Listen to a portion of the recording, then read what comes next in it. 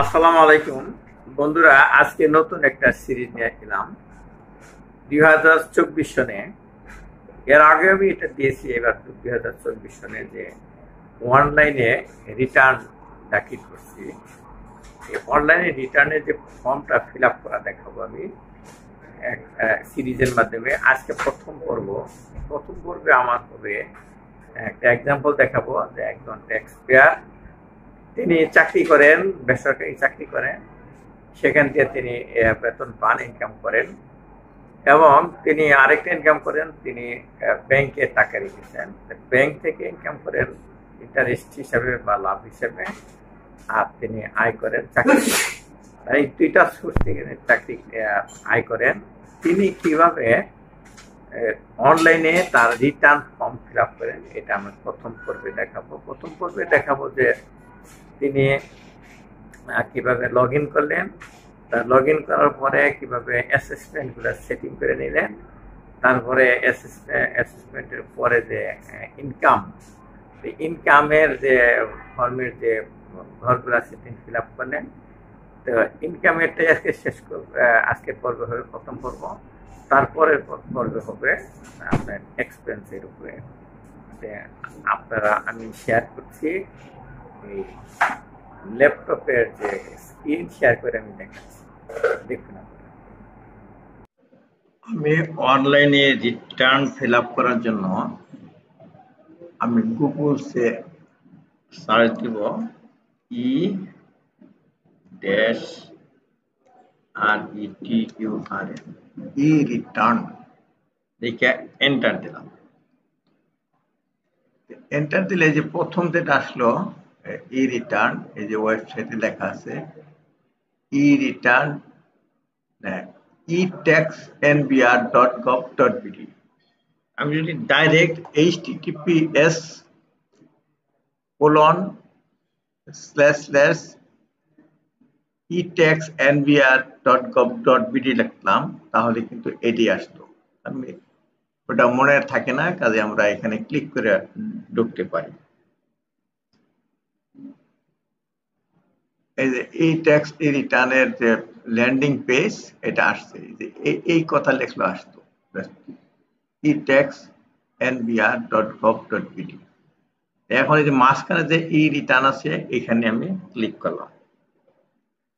Click করলে I am already registered, এইখানে click করলে এইখানে এন্টার 3 নাম্বার এবং পাসওয়ার্ড দিয়া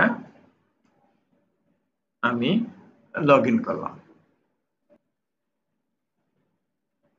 আমার লগ ইন হয়ে গেছে। আমি 3 নাম্বার এবং পাসওয়ার্ড দিয়ে আমি লগ ইন করেছি। বাম দিকে দেখেন যে রেগুলার ই রিটার্নে আমি ক্লিক করলাম। এখানে প্রথম যে পেজ আসছে, যেটা অ্যাসেসমেন্ট পেজ, ইউজারের অ্যাসেসমেন্ট পেজ। এখানে অ্যাসেসমেন্ট ইনফরমেশনের এই বক্সে আছে রিটার্ন স্কিমটা কি আছে, আমি সিলেক্ট করছি সেলফ। এইখান থেকে যে আরো অনেক আছে, নাই মাত্র একটাই আছে সেলফ। তারপরে সন লেখা আছে, তারিখ লেখা আছে, এগুলো আমাকে লিখতে হয় না। এটা 1 তারিখ থেকে 30 তারিখে গত 23-24-এ। Any taxable income in the above mentioned income here, যে আমার কোনো ট্যাক্সেবল ইনকাম আছে কিনা। ট্যাক্সেবল ইনকাম যেগুলো আছে সেগুলো আপনারা জানেন, এইখানে তেমন ডিটেলস বলবো না। হ্যাঁ, ট্যাক্সেবল ইনকাম আছে, হয়তো ট্যাক্স হয় নাই, কিন্তু যে ইনকামের উপর ট্যাক্স হয়, যেমন স্যালারি, সেটা আছে কিনা, আছে। Any income which is fully exempted from tax, কিছু কিছু ইনকাম আছে যারা বিদেশ থেকে ইনকাম করে, ওটা ফুলি নন ট্যাক্সেবল, এক্সাম্পটেড, সেটা আছে কিনা। যেহেতু নাই, এটা আমি নো ক্লিক সিলেক্ট করছি। Resident status, resident, non resident, Bangladeshi কিনা, বাংলাদেশে মানে নাগরিক কিনা, রেসিডেন্ট, ওটা অলরেডি সিলেক্ট করাই আছে।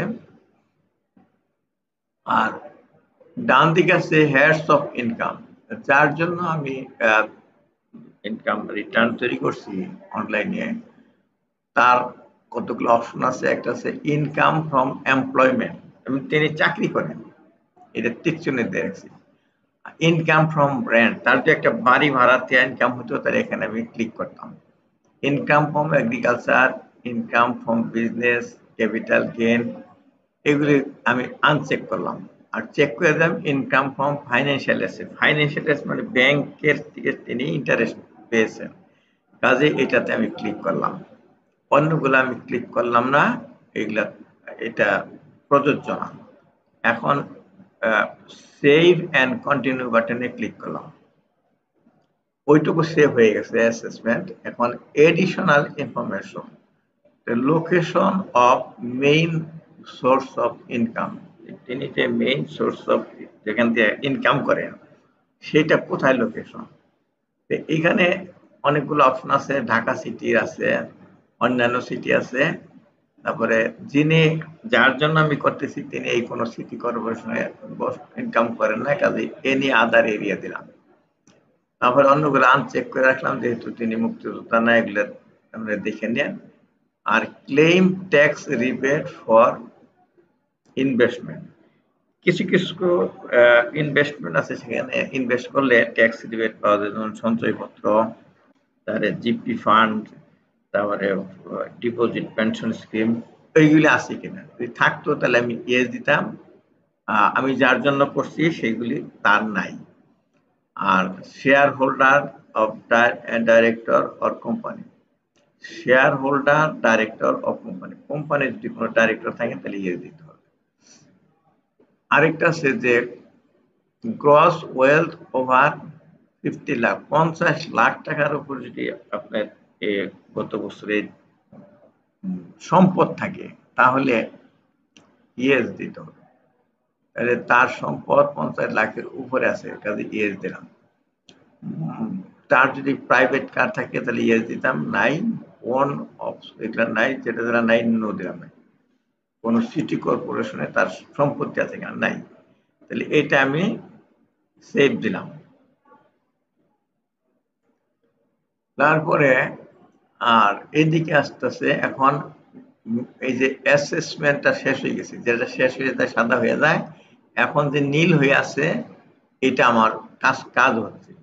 ওই যে আমি যে ইনকাম ফ্রম এমপ্লয়মেন্ট দিছিলাম সেই জন্য এটা আসছে। ইনকাম ফ্রম এমপ্লয়মেন্টের আন্ডারে আমি উনি প্রাইভেট জব করেন, তাই আমি প্রাইভেট সিলেক্ট করছি, এখান থেকে সিলেক্ট করতে হয়, আমি প্রাইভেট সিলেক্ট করে রাখছি। আর উনি চাকরি করেন যেখানে সেটা লিখছি, আর ওনার ডেজিগনেশন কি সেটাও লিখছি। তারপরে এগুলি যেগুলি টিকশনে দেওয়ার কথা লিখছি, করার পরে এখন ওনার বেসিক স্যালারি এখানে যা টাইপ করছি, হাউস রেন্ট এগুলা আলাদাভাবে দেন না, উনি একবারে যে এটা পান। এটা অবশ্য ওভার টাইম অ্যালাউন্স হবে না, এখানে হবে, এটা কেটে দিলাম। 4,50,000 তো এটা কেটে দিলাম, তাহলে এটা আমি রিমুভ করে দিলাম, ভুল হয়েছিল, ওভার টাইম না। তাহলে এখানে দেখি আর কি আছে, arrear bill, educational allowance, entertainment allowance, gratuity, interest, leave allowance, other bonus, other bonus লিখছি তো, pension, TA DA, employee share, employee other, এটা দিলাম। যেহেতু উনি একবারে লামসাম বেতন পেয়েছেন, তার উপরে বোনাস হয়েছে, আদার লিখে দিলাম।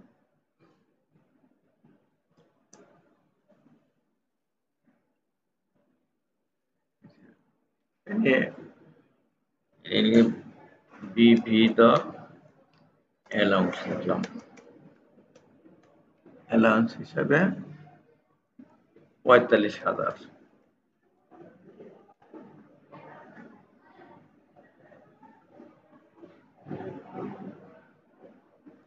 45,500 আবার লিখছি, বলেছে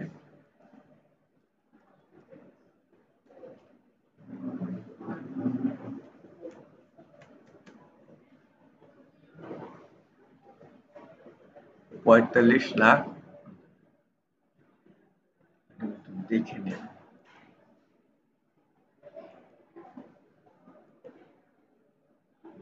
আবার 4,50,000 সরি, এটা হবো 4,50,000, 4,50,000। এটা অ্যালাউন্স পেয়েছে। বেসিক পে হয়েছে তার 23,04,50,000 টাকা বিবিধ অ্যালাউন্স পেয়েছেন। এটা তার বেতনের হিসাব। এখন এটা যেহেতু কাজ করছে, এটা সেভ করলাম। এটা সেভ হয়েছে। এখন এখানে কিছু কাজ আছে। তাহলে এমপ্লয়মেন্ট সামারি কি হইল?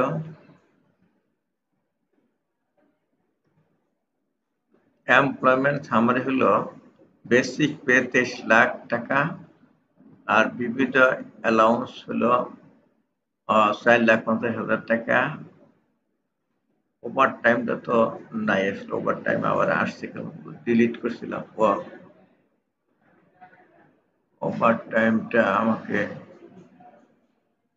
এটা ঠিক হয়নি, ওভার টাইমটা আবার যেতে হচ্ছে। এটা হয় নাই, ওভার টাইমটা ডিলিট হয়নি, রিমুভ দিছি। এইবার একটু দেখি, সেভ করি। সেভ করার পরে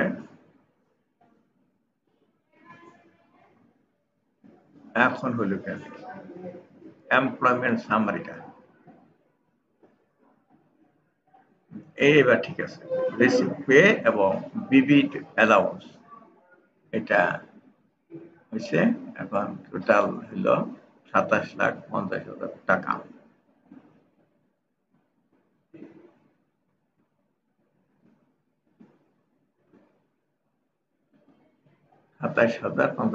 টাকা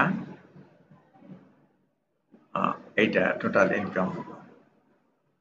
total income tax exempted income 4 lakh এত। এটা এখন আমি ইনকাম ফ্রম ফাইন্যান্সিয়াল অ্যাসেট এখানে চলে যাই।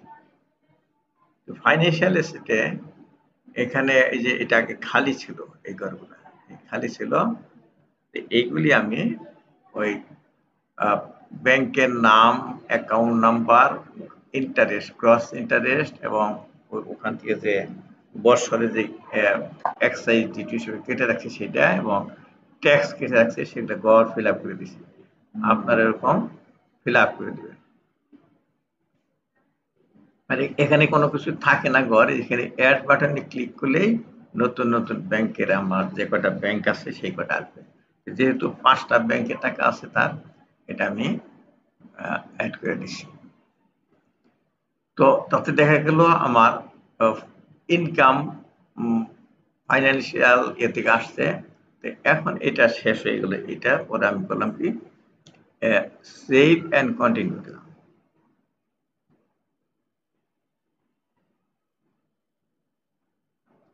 সেভ অ্যান্ড কন্টিনিউ দিলাম, আমার ইনকামটা পর্যন্ত হয়ে গেল। এখন আমি এক্সপেন্ডিচার ঘর আসছে, এইটা আমি নেক্সট পর্বে দেখি। এতক্ষণ দেখলেন আপনারা প্রথম পর্ব অনলাইনে ইনকাম ট্যাক্সের রিটার্ন ফর্ম করার নিয়মটা দেখলেন। আমি একটা এক্সাম্পল দেখাইলাম, এটা রিয়াল কারণ না। যাই হোক, আমরা পরের পর্বে আমরা পরবর্তী স্টেপগুলো যে আসবে সেটা দেখবো। সে প্রথম পর্ব শুরু হলো, আশা করি এটা সবগুলো পর্বে আপনারা দেখবেন এবং বন্ধুদের কাছে শেয়ার করে দিন। আল্লাহ হাফিজ।